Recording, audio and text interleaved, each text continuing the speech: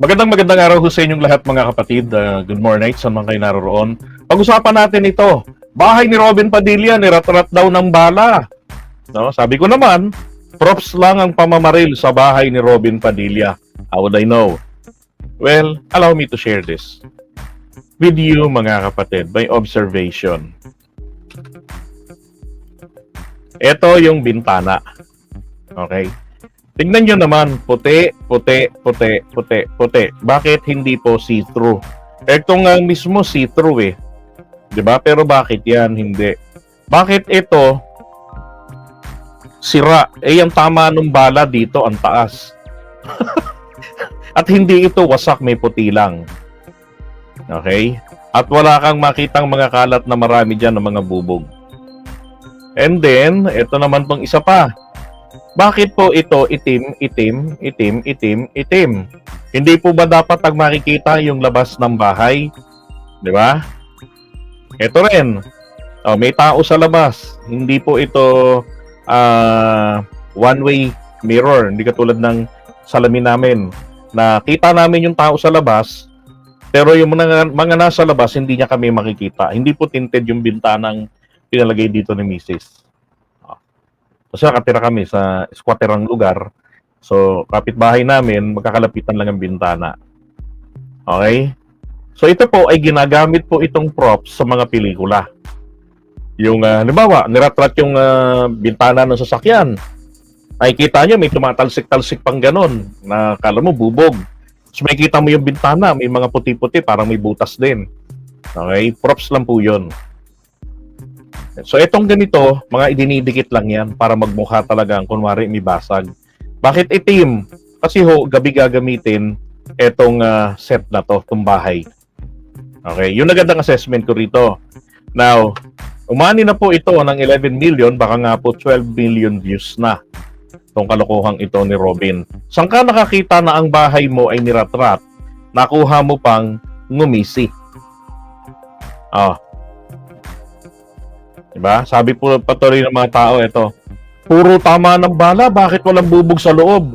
Pakita mo mga tama sa dingding. Correct. Baka dyan sa loob yung nagpaputok. Imposible na walang tamaan dyan sa loob. Tama, di ba? O, dapat may mga tama yung dingding at talagang magkakalat dyan. Tsaka, hindi niya na mapapasok ng ganun-ganun yan. Magkakaroon ng police line yan, yung yellow. Di ba? Para imbestigahan ng mga pulis. Hindi siya makaikot-ikot basta-basta doon. Sabi rito, imposible na walang tamaan dyan sa loob. Ito naman yung isa. Salam, huwag po kayo magtiwala kahit kanino na matamis dila sa'yo.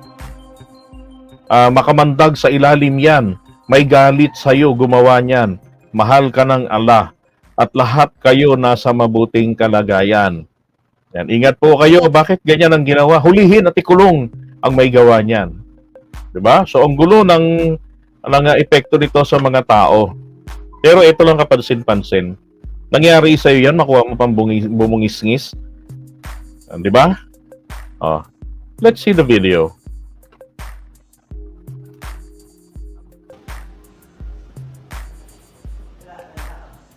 Yan. Ba't walang tama yan?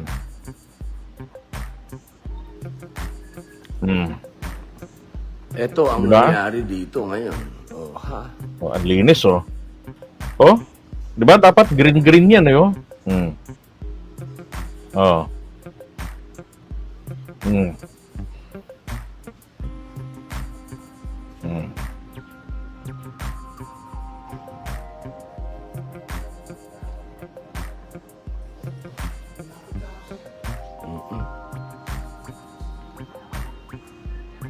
Tsaka sliding ano yan, ha?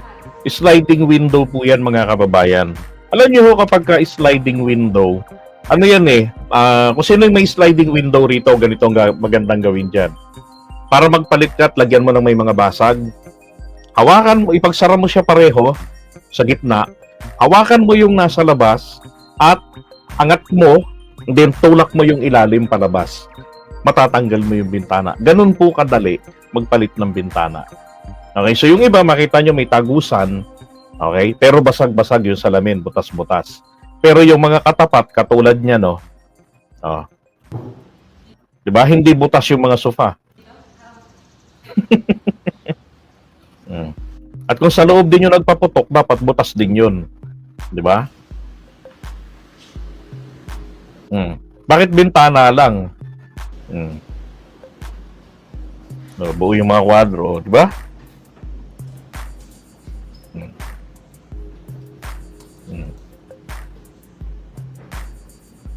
O, yung iba para mga transparent film lang. So, wasak. Pero sa labas, wala ring bubog. Dahil sabi baka winalis. Ang winalis agad, hindi na pinaiimbestigahan. O, eto. Tingnan nyo yung statement niya rito sa bandang huli mamaya.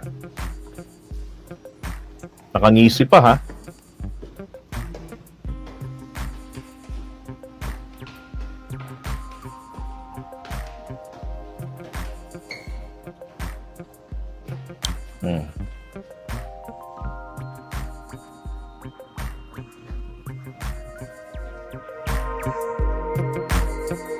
Yan naman, walang tama yung bag. O, di, baka bago lagay yung bag. Eh, bakit walang tama yung cabinet?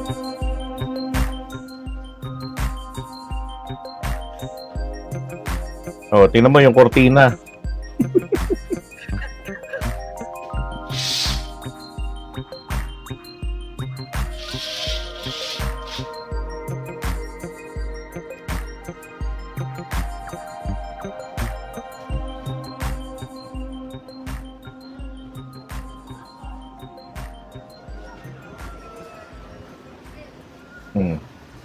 Yan na, magkukwento na siya dyan.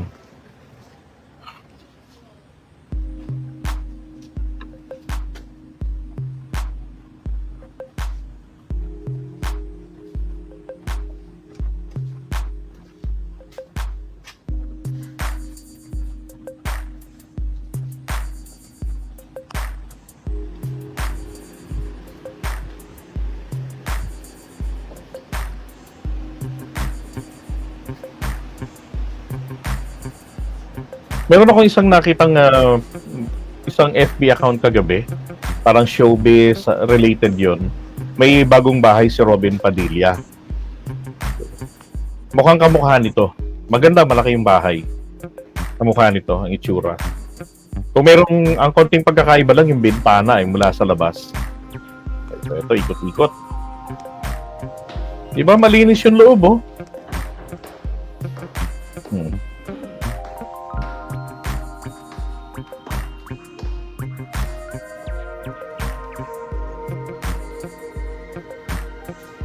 Ako tingin ko to, props lang para sa pelikula. O baka nga, may shooting lang nangyari dyan. Kasi shooting talaga for the movie.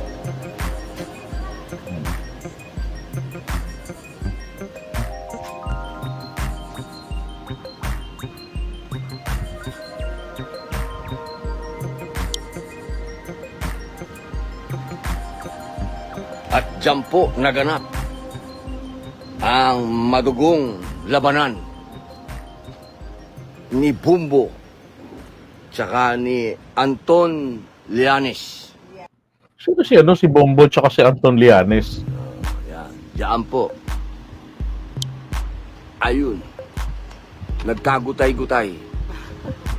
Nagkagutay-gutay po ang bahay sa pagtutuos ng kasamaan at kabutihan.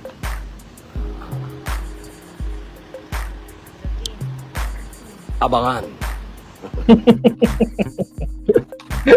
Ayop ka, Robin Padilla. Ay, nako, sabay banat ng ganun, no? Abangan.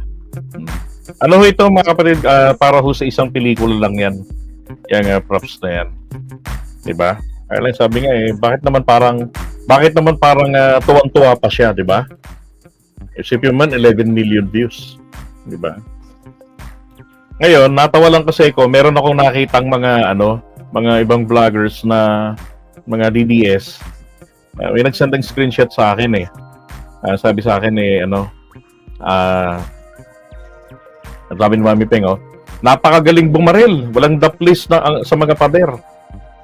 Kaya nga ano yung mga bintana yan na inilagay diyan, mga sadyang may butas, mga basag na talaga. Diba? Tapos o baka naman yung iba, lagyan ng mga props, yung sinasabi ko nga sa inyo kanina. Dahil minsan nakakita rin ako ng mga shooting dito sa amin. Pang pelikula lang yan. Ay, nako. Ngayon anong epekto nito? May mga tao na hindi naman talaga na analyze ng maigi. Eto na, di ba yung binasa kong comment, sample pa lang yon. Marami nagagalit sa gobyerno. Nasaan daw yung yung peace and order? Mabuti ba daw nung panahon ni Tatay Digong na wala raw pong mga salbahe? Bakit daw ngayon bahay na po ng matalino at napakagaling na senador? Ganun-ganun na lang sa kanyang compound, napasok, niratrat ng masasamang loob, meron namang iba, grabe, no, kasama na ito ang bagong Pilipinas. Robin Padilla, inambush sa loob ng sariling bahay. Ito yung sinasabi ko Diba? Dapat bilang senador, maging responsable sa mga pagpo-post ng ganyan. Dahil hindi po lahat ng tao nag-iisip, nag-analyze. Diba? So, yung mga biro, ilagay po sa lugar. Pwedeng sabihin na, well, it's a prank. Diba? Huwag kayong mag-alala. Yan po lahat na nakikita nyo yan po ay sa pelikula po. Abangan nyo po yung pelikula na yon. Diba? Dapat ganun. Tingnan nyo Iba naman mga nagsisakay dyan. Diyos ko.